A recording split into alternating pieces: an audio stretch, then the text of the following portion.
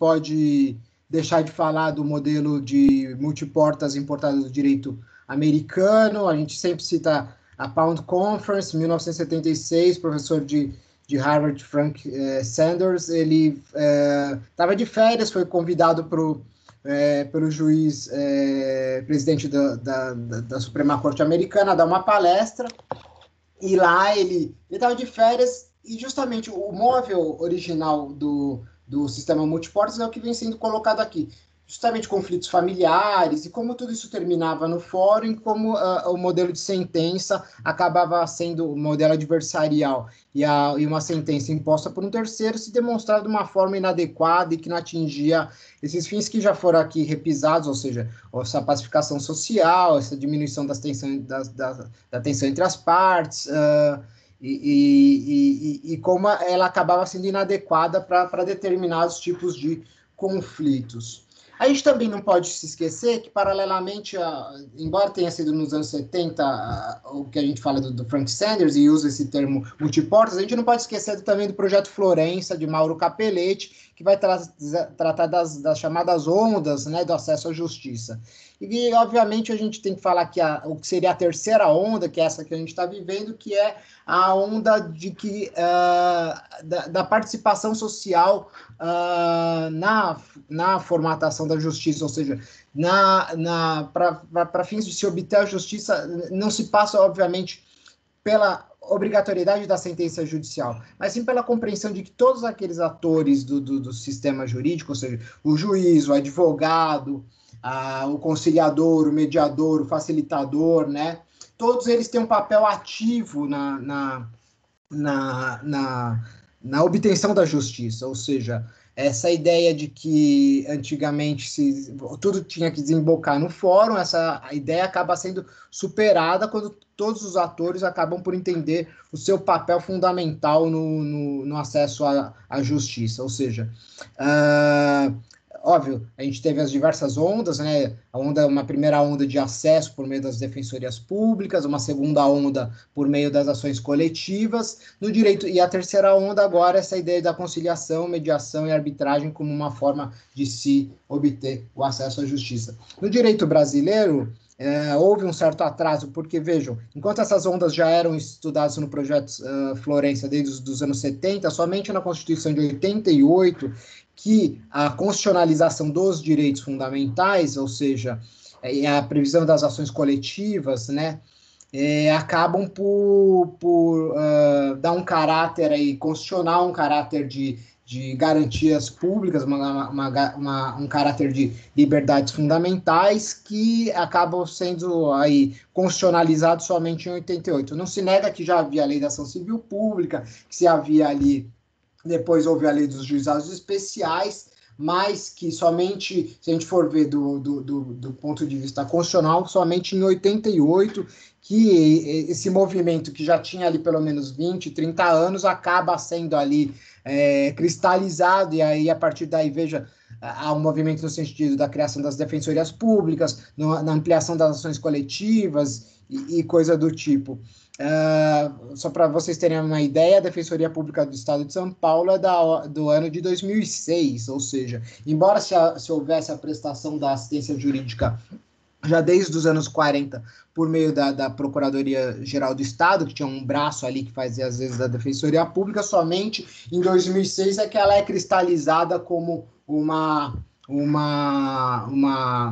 instituição autônoma, ou seja, então vejam como há um certo atraso. Porém, eu percebo que, do ponto de vista dos mecanismos alternativos de solução de controvérsia, isso vem ganhando uma certa velocidade, tá certo? Óbvio, quem que é o grande indutor desse movimento? Como bem a doutora Gilda colocou, o doutor Osmani, a partir da resolução 125 do CNJ, eu entendo que o judiciário ele passa a ter um protagonismo no fenômeno do uso dos meios alternativos. Ele cria praticamente um manual, um regramento, uma escola de formação de mediadores, currículo, coisa do tipo. Há uma sistematização da matéria, uma cristalização da matéria, e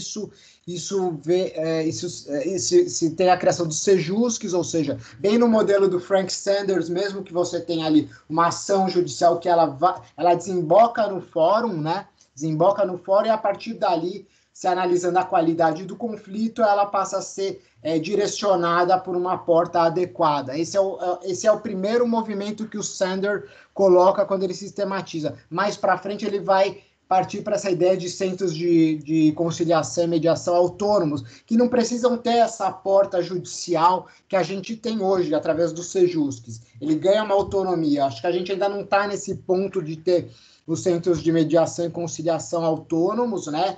A gente ainda precisa do judiciário como um indutor da política, e está indo, né? Bem, aos poucos, o judiciário vem criando esses centros dentro do próprio fórum e vai indo. Talvez num futuro aí próximo, vislumbrar um cenário de 10 anos, talvez a gente consiga partir para uma ideia de centros autônomos de mediação mais acessíveis do que a gente fala de centro de mediação da ICC, Centro de Arbitragem da ICC. Então, acho que esse é um movimento.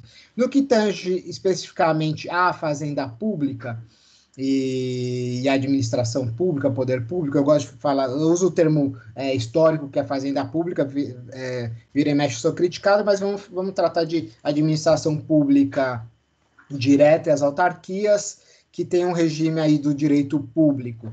A princípio, não haveria aí um impeditivo para a participação em mecanismos alternativos de solução de controvérsia. Hoje a gente já consegue vislumbrar, então, um certo microsistema. A gente tem o Código de Processo Civil, né, que trata ali, inclusive, do regramento dos mediadores e dos conciliadores. A gente tem uma lei de mediação que tem tratamento específico da participação da administração pública em sessão de mediação, traz a mediação por adesão, que, embora não tenha ali uma natureza jurídica de acordo, né, acaba sendo muito mais um contrato de adesão, acaba sendo um facilitador de solução de conflitos em massa, porque a partir dali as advocacias públicas podem erigir ali matérias para serem exterminadas em massa, né? Ou seja, há um mecanismo para isso. Então, a gente tem a lei de mediação, o CPC, a lei de mediação, a lei de arbitragem, né, que data de 96, especificamente no que tange ao caso de São Paulo. E eu vou mostrar aqui como acaba sendo uma certa crítica ao estado das coisas que a gente se encontra no estado de São Paulo, mas o grande indutor do uso de meios alternativos de solução de controvérsia em São Paulo foi a arbitragem. Por quê? Os grandes contratos de PPP, concessão, que envolviam o financiamento internacional por Banco Mundial, órgãos autônomos, FMI e órgãos autônomos de financiamento, impunham ao Estado bandeirante, Estado paulista, o uso da arbitragens para fins de se evitar aí o uso do judiciário local, ou seja, para que isso fosse levado para a arbitragem, evitando assim as baias, as tendências de julgamento, assim como o uso das prerrogativas, dos pressupostos processuais da Fazenda em juízo.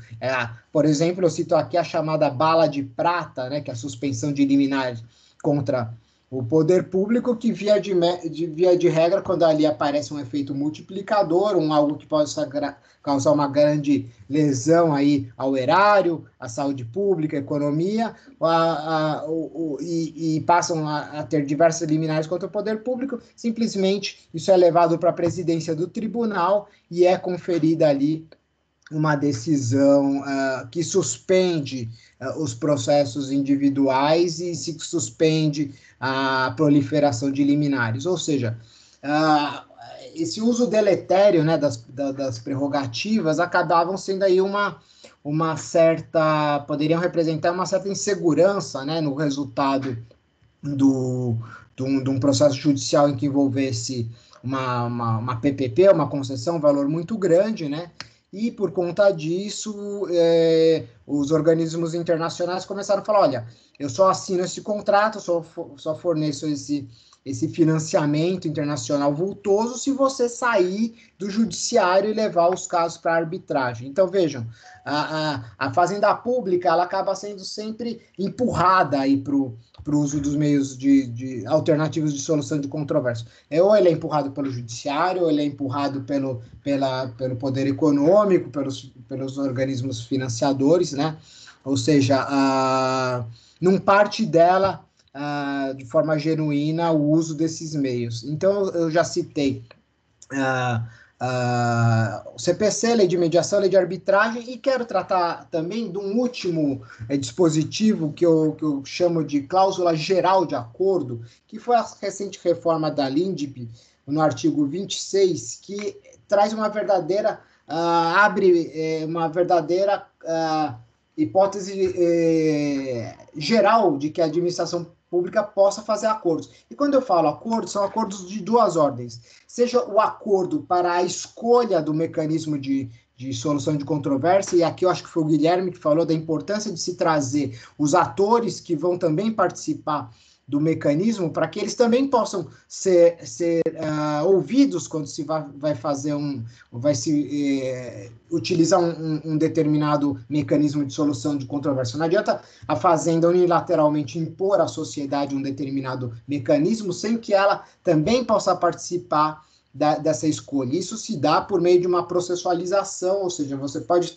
trazer audiências públicas, traz a sociedade civil, traz os grandes escritórios de advocacia que litigam contra a Fazenda, você traz eles numa sistematização, numa processualização, e você ali chega a um consenso quanto ao mecanismo a ser utilizado. E esse artigo 26 da LINDB também trata de uma cláusula geral de acordo. Ele fala o seguinte, artigo 26, para eliminar irregularidade, incerteza jurídica ou situação contenciosa na aplicação do direito público, inclusive no caso de expedição de licença, a autoridade administrativa poderá, após a oitiva do órgão jurídico, e quando for o caso, após realização de consulta pública e presentes razões de relevante interesse geral, celebrar compromisso com os interessados, observada a legislação aplicável. Ou seja, trata-se de uma cláusula geral de acordo, ou seja, a gente hoje não pode negar a existência de normas no sentido que permitam a utilização desses mecanismos.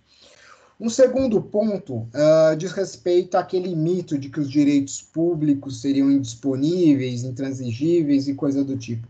A cada dia a administração pública faz disposições de direitos, a cada dia a administração pública transige. Você negar isso é você negar que o sol nasce toda manhã, ou seja,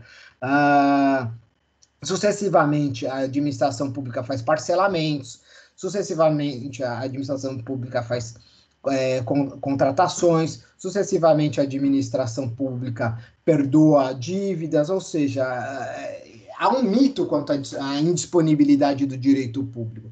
E vejam, a própria lei de mediação, a fim de espancar qualquer dúvida sobre o tema, pois enquanto a lei de arbitragem falava ali que só caberia a arbitragem em relação ao poder público quanto aos direitos patrimoniais disponíveis, em relação à lei de mediação, ele vai falar, olha, cabe mediação envolvendo o poder público quando se tratam de direitos patrimoniais disponíveis, ou quando esses direitos forem indisponíveis, que admitam a transação, óbvio, com a participação do Ministério Público e a homologação do juízo. Ou seja, fica claro que a lei de mediação ela acaba sendo aí mais ampla do que a lei de arbitragem e afasta essa dúvida, ou seja, se o direito é indisponível, ele é indisponível, mas se ele admitir a transação, ele cabe acordo. Ou seja, aquele mito que muitas vezes você é citado, a Fazenda ou a administração, o poder público é citado para contestar uma ação e lá no mandado judicial o próprio magistrado coloca, olha, deixo de marcar a audiência de conciliação e mediação, tendo em vista que a administração pública e seus procuradores não podem dispor e não há poderes para disposição, ou seja, tudo isso é um mito, A gente pode invocar outras razões para não fazer acordo. Excesso de serviço do procurador, ausência de norma específica que autorize ele a transigir, o que não é o caso de São Paulo, porque em São Paulo a gente tem diversas normas que permitam essa transação, o medo do procurador de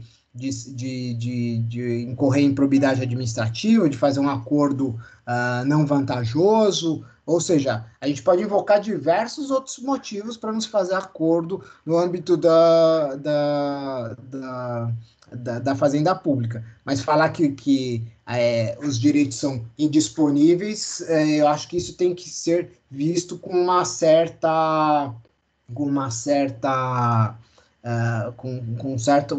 cautela quanto a esse ponto, né? Em continuidade, essa possibilidade dos advogados públicos celebrarem os acordos. Vejam, diferente do Ministério Público, que aqui sucessivamente foi tratado, os advogados públicos não têm essa autonomia funcional e acabam aí dependendo do regramento administrativo para celebrar os acordos. Então, o que eu quero dizer, em havendo um certo regramento, em havendo uma certa liberdade, eles podem fazer acordo. No estado de São Paulo, novamente, a gente tem diversas resoluções que autorizam a celebração de acordo, ainda que eventualmente se tenha que submeter a uma autoridade superior ou a um procurador-chefe ou coisa do tipo. Então, havendo um certo regramento, é possível a celebração desse acordo. Outro ponto que a gente falou aqui, e novamente se ligando ao modelo do Sanders, é tentar identificar qual tipo de modelagem de solução de conflitos é adequado ao determinado tipo de conflito. Mais para frente, eu quero passar uma visão geral do nosso contencioso, para vocês entenderem que, via de regra, e a doutrina já vem se inclinando no sentido de que, para direitos disponíveis em que não há ali um elemento subjetivo, que a questão é célere, é simples, não há que se tratar um conflito subjacente, ou seja, o que está por debaixo do iceberg, se trate só de questão patrimonial, a conciliação atenderia como modelo de solução de conflitos, se mostraria adequada para esse tipo de conflito.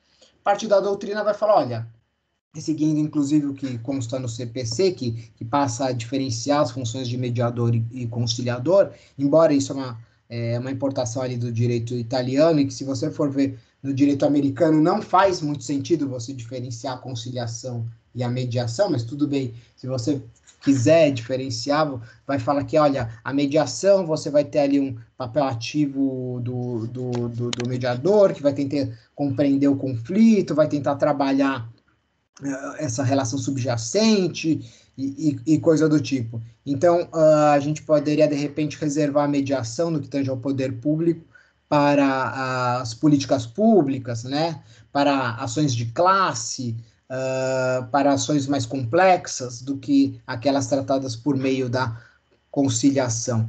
E vejam, como a própria lei de mediação vai falar, olha, inclusive para os direitos indisponíveis que admitam a mediação, com a participação do Ministério Público e a homologação do juiz, você pode se valer da mediação para resolver o conflito. Então, veja, a mediação acaba tendo aí um papel maior, né, um papel fundamental no que tange as políticas públicas. E para aquele contencioso altamente especializado, com umas contratações de valor muito alto, que envolvam organismos internacionais, escritórios de ponta, e que você precisa de uma solução célere, uma solução especializada, ainda que cara, a arbitragem me parece que acaba obtendo aí um espaço específico de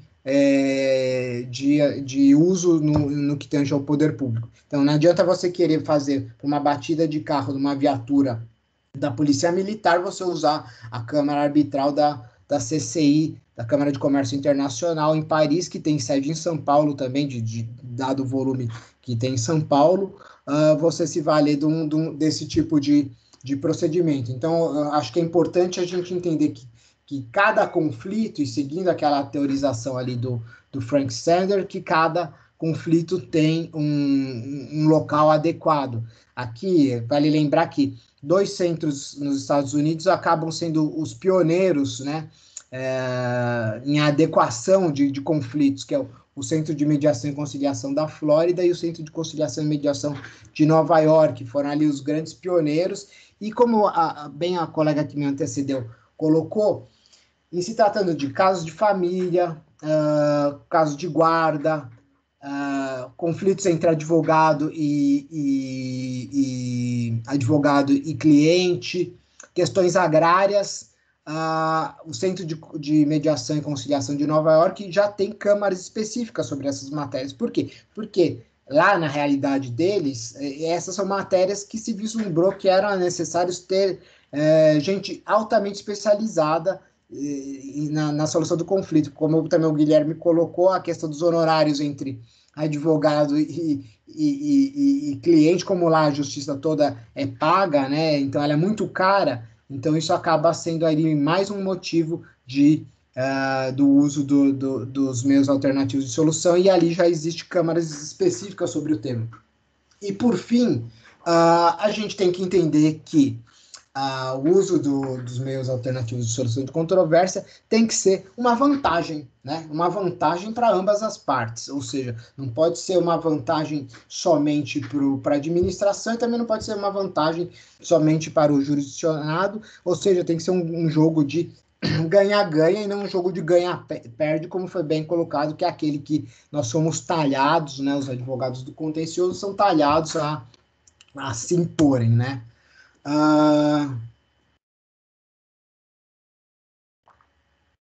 Nós podemos identificar aí motivos pelo qual o contencioso do Estado de São Paulo, e acredito que todas as advocacias públicas acabaram chegando nesse volume acachapante de processo. Se der tempo, eu quero mostrar um gráfico que mostra aqui dos anos 2014 para o ano de 2019, a gente parte de uma entrada de cerca de 250 mil processos do contencioso geral, estou excluindo o tributário, para o ano de 2019, para, vocês pasmem para entender o gigantismo do contencioso do Estado de São Paulo, para cerca de 400 a 500 mil 400 a 500 mil processos novos em um ano, ou seja, esse é o ano de 2019, a Fazenda Pública do Estado de São Paulo. Então, vocês vejam o gigantismo que isso alcança, ou seja, é um número absurdo. Então, a gente pode elencar diversas causas que levaram a isso, e creio que essas causas, elas estão presentes também em todos os contenciosos das fazendas públicas aí, dos entes, seja a GE de Minas, né, a AGU, e a Procuradoria da Fazenda Nacional, a Procuradoria Autárquica, o INSS. Então, vejam, a gente parte de uma ideia de uma ausência do contencioso administrativo. Veja, falar que o contencioso administrativo é a solução dos problemas, não é. Portugal, por exemplo, não tinha o contencioso administrativo, teve uma reforma recente que criou o contencioso administrativo com um código de processo civil administrativo próprio. O que aconteceu? Já está lotado novamente, já não se tem uma resposta adequada, e relembrando o professor Kazuo Watanabe, se fala que sempre que você cria uma pista nova numa estrada, rapidamente aquela pista ela é lotada se você não tiver um escoamento desse processo. Ou seja, se cria uma pista nova e logo, ou seja, se a gente cria um contencioso administrativo, seja no Estado de São Paulo, por meio supondo uma reforma da Constituição Federal, que cria o contencioso administrativo, logo essa via vai estar lotada. É exatamente o mesmo caminho que acabou acontecendo com a Lei dos Juizados Especiais no Estado de São Paulo.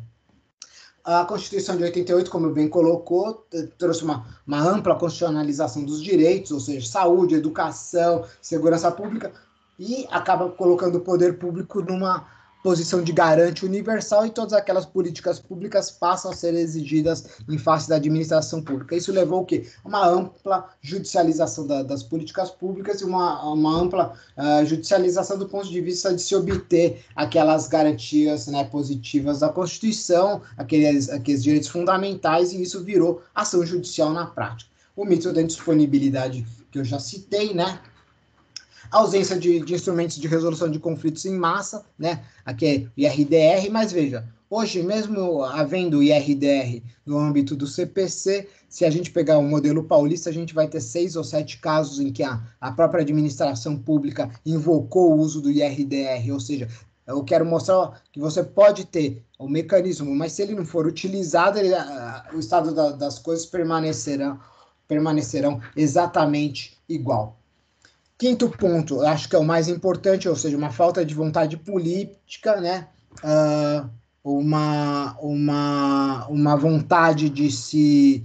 a falta de vontade, uma perspectiva de se rolar a dívida para a próxima gestão e a falta de orçamento. Eu vou tratar desse tema especificamente porque eu acho que no que tange a administração pública, ao poder público, é o mais interessante. A cultura do litígio aqui já foi colocado, seja para a doutora Gilda, doutor Usmani, todos aqueles que me antecederam, ou seja, nós somos talhados pelas universidades, e pelas faculdades de direito a sermos litigantes, ou seja, o modelo do ganha-perde, de subjugar, de vencer o adversário. Pois bem, qual que foi a resposta do Estado de São Paulo para o grande movimento de judicialização, para essa grande entrada de contencioso e para o consequente grande número de execuções e o grande número de precatórios e OPVs rolando aí, que, salvo engano, a gente está pagando os precatórios com 20 anos de atraso. E as OPVs, vocês sabem, são aquelas dívidas de menor valor que podem ser pagas no prazo de 90 dias. No estado de São Paulo, a gente tinha uma legislação que permitia o pagamento por OPV até, salvo engano, algo em torno de R$30 mil. Com essa crise econômica, qual que foi a resposta do estado de São Paulo para fins do pagamento das OPVs? É simples. Eu não tenho dinheiro para pagar por meio da OPV, eu diminuo o valor da OPV e vou pagar por precatório daqui 20 anos. Ou seja, ele baixa, tendo em vista essa queda da receita tributária, ele parte de um valor de cerca de R$30 mil para o pagamento das OPVs, para algo em torno aí de R$10 mil, tem o valor em UFESP. Ou seja, essa é a resposta da administração pública para resolver o problema da litigância momentaneamente, ou seja, ele fala o seguinte, olha, se eu posso pagar isso por precatório e há uma fila de precatório, então eu diminuo o valor da OPV, das ordens de pequeno valor, e passo a pagar daqui 20 anos, ou seja, vejam que essa foi a resposta aí técnica que foi utilizado pelo modelo paulista. Para vocês compreenderem aqueles números que eu falei, aqui é o estoque da nossa dívida, como ela foi crescendo, tá? Então a gente tem aí esse valor aí acachapante e que vai tornando essa dívida cada vez mais impagável ao longo dos anos. E o modelo adotado, né, passa a ser esse de empurrar a dívida para daqui 20 anos. Evolução do nosso contencioso, para vocês terem uma ideia de como os processos vêm aumentando no estado de São Paulo, com a falta de uma adoção de política de meios alternativos de solução de controvérsia. No ano de 2014, você tinha uma entrada anual de cerca de 55 mil processos. 2015, 64 mil. 16, 122 mil. 17, 235 mil. 2018, 319 mil, e o último dado que eu usei é oficial, então eu não tenho consolidado de como fechou 19, a gente já estava falando em 174 mil processos novos em 2019, que implicaria fatalmente aí no fechamento com algo em torno de 400 a 500 mil processos novos, ou seja, a gente tem num cenário aí de 5 anos, um crescimento aí de quase 10 vezes do contencioso, e esse é o gráfico, esses dados são obtidos por meio do SAGE, o ESAGE é o sistema que a gente usa lá no estado de São Paulo, e aqui vocês têm o gráfico do crescimento do número de ações judiciais no estado de São Paulo. E vamos ver, já que a gente está tratando especificamente dos meios alternativos de solução de controvérsia, o número de acordos que a gente vem celebrando. Então, eu também trago esses números para que vocês tenham uma ideia de que aqui são esses gráficos que mostram a evolução dos autos. A gente tem também hipóteses de se deixar de continuar recorrendo nos processos, e como vocês veem aí com os dados de 2018, somente cerca de 10% dos processos a gente deixou de recorrer. Tá certo? Número de acordos que vem sendo celebrados. Os números impressionam.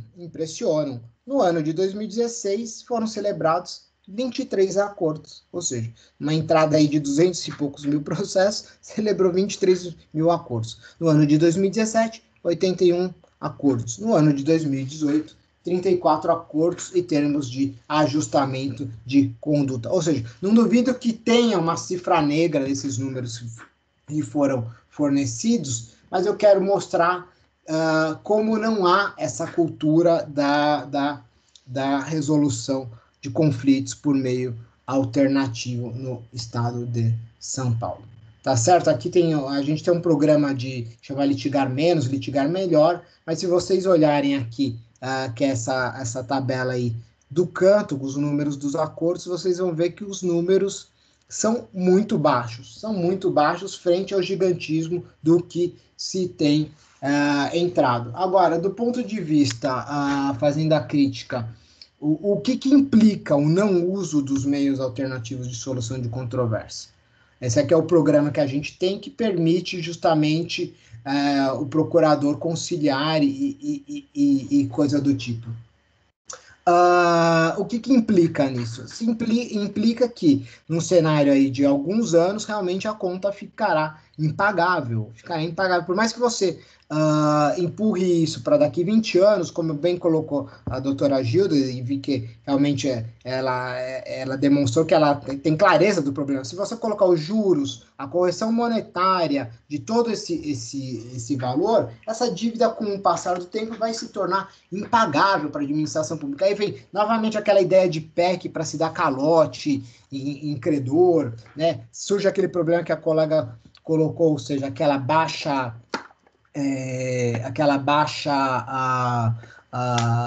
responsividade social, né? Aquela pessoa, o professor lá de educação básica, fica lá 10, 20, 30 anos esperando o precatório dela, ela falece, não recebe o precatório. Hoje já se tem um comércio de precatórios, ou seja, aquele professor que ele tem um crédito a receber em cerca de que vai receber daqui 20 ou 30 anos, ele chega num escritório que compra e vende precatório e vende por 1/3 do valor de face, ou seja, fora correção e coisa do tipo. Então, o que está acontecendo na prática? Essa dívida, em algum momento, ela vai ter que ser paga. Vai ter que ser paga. Por mais que a Fazenda tente empurrar isso para frente, em algum momento ela vai ter que pagar. As pessoas ansiosas de receber esse valor vendem por qualquer valor, né? E aquelas pessoas que detêm os meios econômicos de comprar esses créditos ficam numa posição tranquila, esperando, aguardando aí a vez do recebimento, tá certo? Então, o que eu quero chegar aqui para vocês? Eu quero falar o seguinte: se a gente analisar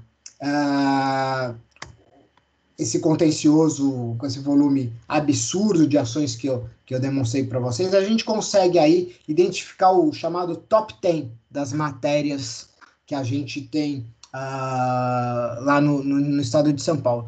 E ao analisar esse top 10, eu não quero me deter especificamente ao contencioso do estado de São Paulo, eu quero demonstrar que cabe àquele que quer participar de um mecanismo alternativo de solução de controvérsia entender o seu cliente, entender a matéria que você tem na mão, entender como que você vai encaixar o tipo do conflito ao tipo de resolução de conflito. Então, se a gente pegar aí o top 10 das ações do ano de 2019, a gente teria aqui o number one são ações ligadas a empregados seletistas, 73 mil ações. Segundo lugar, fornecimento de fármacos. Terceiro ponto, tem uma cifra negra, ou seja, você não consegue... o Tribunal de Justiça não classificou direito à ação, essa ação veio para a PGE e ela também não é classificada. Quarto ponto, empregados públicos, novamente.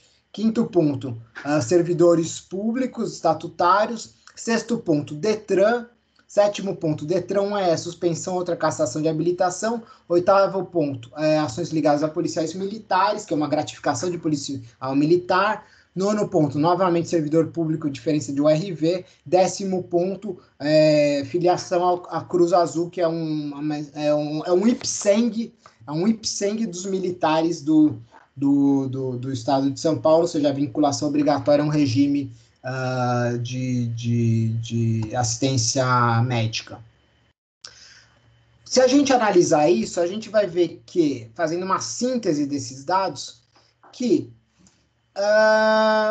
são praticamente aí 6 grandes temas que envolvem a administração, ou seja, empregado público, medicamento, empregado público, Detran, URV, ações de policiais militares. E se a gente analisar com mais calma, de uma forma aqui rápida, célere, vocês vão ver que dessas ações, 80% envolvem direitos disponíveis.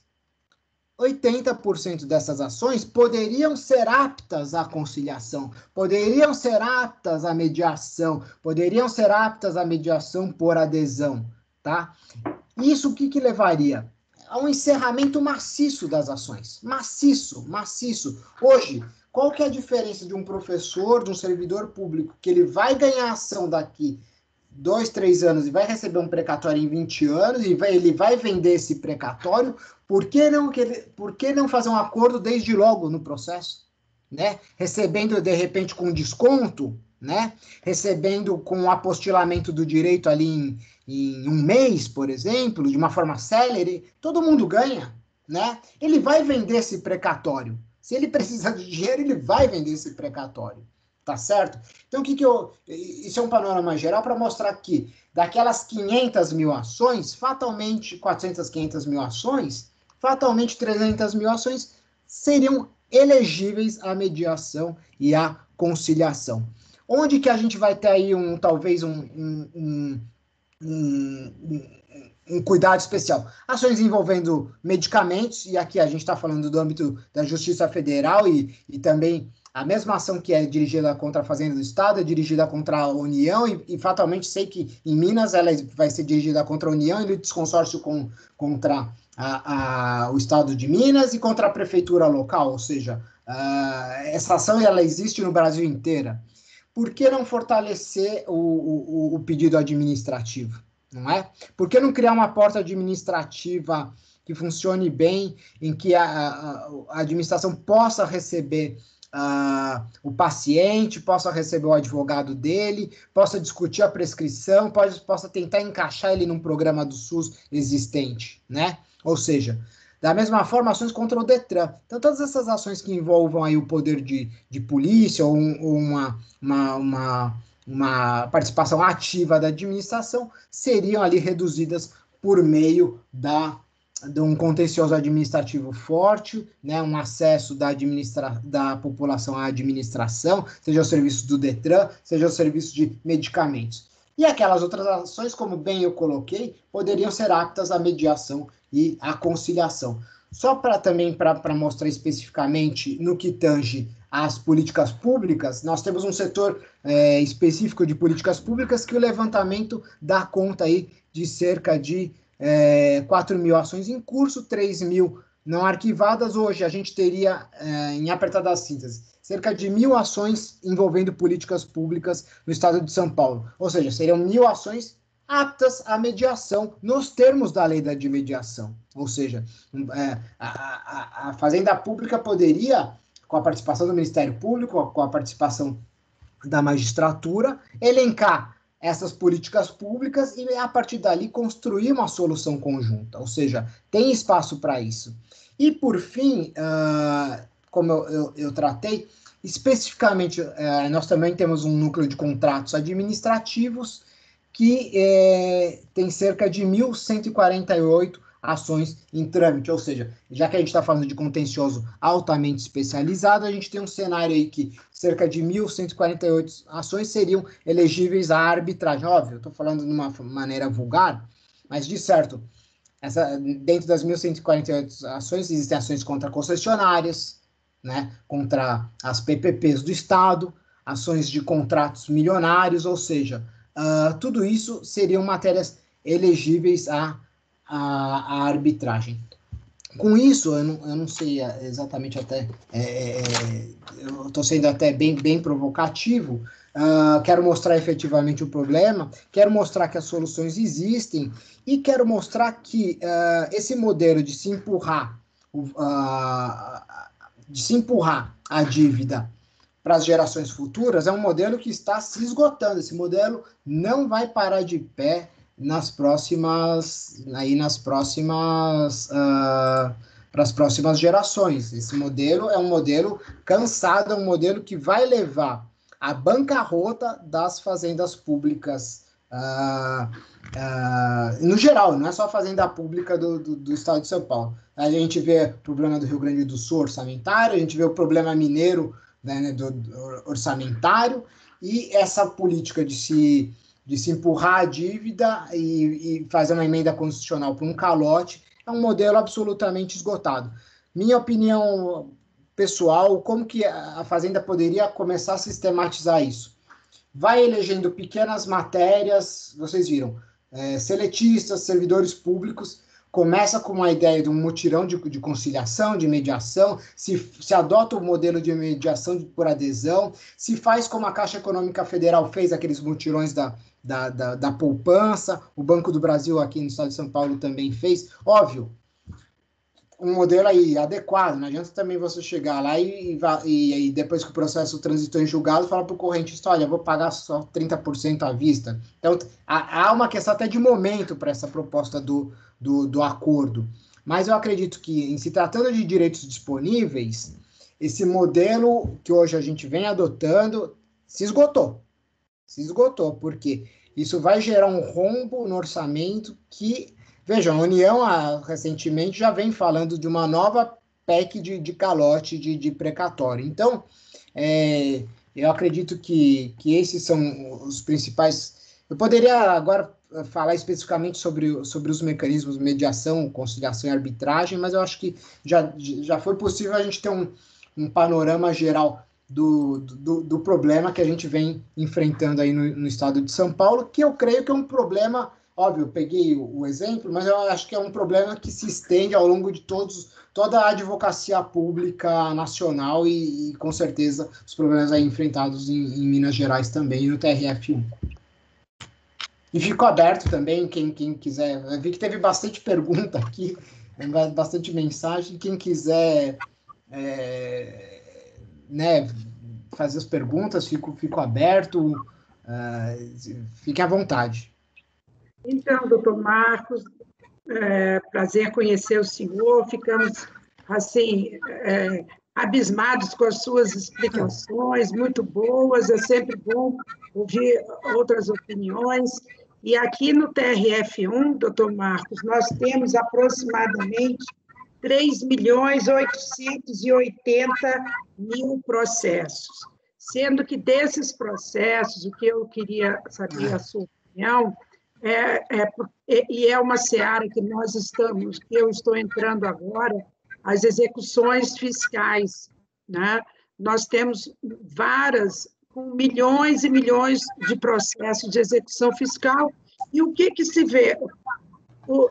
Eu digo ao procurador da Fazenda, era muito melhor a Fazenda abrir mão um pouco desse crédito e fazia um acordo com o contribuinte, doutor Guilherme, do que ficar esse processo eternamente aí, né? Eu, particularmente, acho isso. A gente vê que os procuradores da Fazenda são, na maioria das vezes, eles são mais amarrados, atados, por conta da indisponibilidade dos créditos. O princípio da legalidade, doutora Gilda, não pode, mas eu sou da opinião que, por exemplo, esses grandes litigantes, gente, vai deixar isso prescrever, né? Sim. Eu, particularmente, eu queria saber a opinião do senhor. Veja, doutora Gilda, essa ideia de que é indisponível é uma falácia. O que é indisponível da administração pública é o poder extroverso. Ela não vai poder deixar de fiscalizar, ela não vai poder deixar de constituir o crédito dela, ela não vai poder deixar de fazer uma encampação de serviço público, né? Isso é indisponível. Agora, o crédito constituído, ele é disponível todo dia. Quando se faz um parcelamento, eu estou dispondo, de certa forma, do crédito. Quando eu deixo de cobrar no artigo 40, eu estou dispondo. Então, isso é uma falácia, isso é um mito, sabe? E o que o Estado de São Paulo, pelo menos, fez, e hoje o tributário é o que vem funcionando melhor. Ele dá como perdido o crédito. Ele faz o protesto da CDA, ele faz o protesto da CDA, né? Aquele comerciante que ele é um comerciante correto, que ele tem interesse na manutenção da empresa, ele corre lá no cartório pagar, ele corre na procuradoria para aderir a um parcelamento, ele paga. Agora, aquela empresa que é constituída de forma fraudulenta, que faz o encerramento à brasileira, né? Vai lá, fecha a porta, o trabalhador chega para trabalhar, a empresa está fechada, né? Encerramento à brasileira. E aí a União, o Estado, sai constituindo crédito, expedindo de CDA, manda a cartinha lá para o estabelecimento fechado, que depois já está ocupado por um outro estabelecimento. Esse crédito é perdido. Então, hoje, eu acho que, não sei como funciona exatamente na União, mas me parece que o uso já da desjudicialização da execução fiscal e o protesto extrajudicial vem funcionando bem, porque aquele comerciante que não pode ter o título protestado, porque depois ele não consegue crédito na praça, né? Ele corre na administração para tentar regularizar a situação fiscal dele. Agora, aquele crédito pequeno, que você vai lá, protesta e não aparece ninguém para saudar, ele é perdido. Então, eu acredito que desse estoque da União, pode colocar que 90% dessas dívidas jamais serão recebidas. Ela é contábil, ela vai falar assim, olha, a União tem R$1 trilhão para receber do contribuinte. Esquece. Se 1 trilhão não vai receber, a empresa não existe, é uma empresa de fachada ou coisa do tipo. Então, eu acho que cabe também a AGU e a PGFN e o Ministério da Fazenda elencar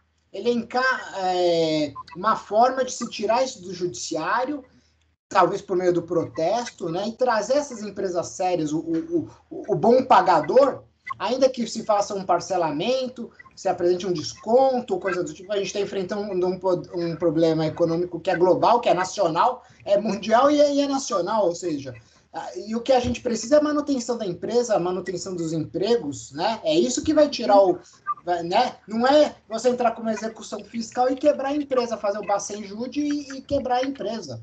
Então, eu acho que a gente tem que trazer o bom e separar o joio do trigo e reconhecer que empresas são montadas de forma fraudulenta no Brasil, né? Com aqueles CNPJs que você não sabe, né? Que são feitos realmente para as pessoas, né? Aquele que é o mal pagador, que é o golpista inerente, ele existe, né? Aquele cara que vai encerrar a empresa, a brasileira, o trabalhador chega lá para trabalhar. Então, eu acho que é um trabalho de análise, é entender quem é o seu cliente. Eu acho que é isso que a Fazenda Pública, a PGFN e a AGU precisam fazer esse levantamento para, a partir daí, ter soluções, né? E hoje a gente precisa de soluções, a gente precisa de pessoas que paguem. Não adianta a gente ter 1 trilhão de dívida em estoque e 99% desse crédito ser podre. Certo, não, com certeza. Muito obrigada, doutor Marcos. Obrigado, excelência. Prazer em conhecê-lo. Obrigada. Bom, nesse momento, então, para fazer o encerramento, vou convidar o doutor Osmani.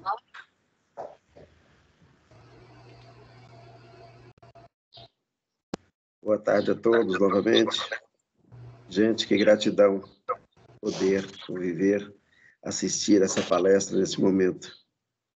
Fantástico, realmente. Os ensinamentos que a gente leva daqui são altamente auspiciosos. Doutor Doutora Marcos... Osmani, a gente não está te vendo. Pelo menos eu não estou vendo. Eu estou vendo, doutora Osmani, sim. Também. Então, às vezes, é o meu. Ok, tá. Doutor Marcos, já até colocaram aí no chat, né? A gente precisa ter mais procuradores das nossas fazendas com o pensamento do senhor, né? Realmente, esse crédito da União, eu sempre tenho dito isso quando tem oportunidade, né? As execuções fiscais, elas têm 3 destinos inquestionáveis, né? Para mim, é assim, ou a prescrição, né?